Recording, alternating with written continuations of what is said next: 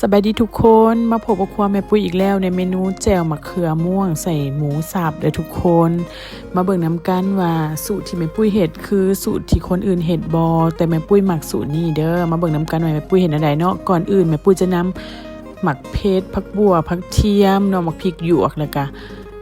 มะเขือม่วงไปปิ้งก่อนนะทุกคนหลังจากปิ้งแล้วแม่ปุ้ยก็จะมา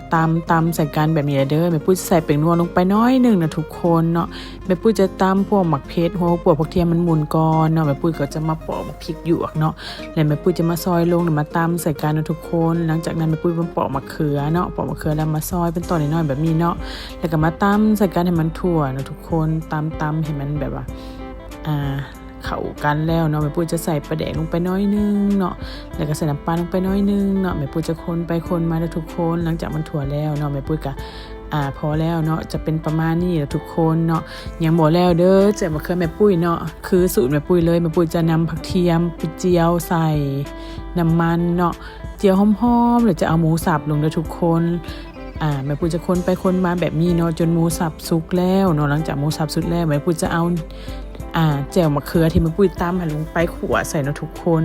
แม่ปุ้ยจะพัดไปพัดมาแบบนี้เลยทุกคนตอนนี้มันกลิ่นหอมแห้งเลยนะทุกคนเนาะคือสูตรนี่แม่ปุ้ยหมักกินคนในเฮือนหมักกินแบบนี้เนาะก็เลยเฮ็ดแบบนี้เนาะหลังจากได้ที่แล้วเนาะแม่ปุ้ยก็จะเอาผักหอมที่แม่ปุ้ยซอยไว้ลงไปเนาะทุกคนนี่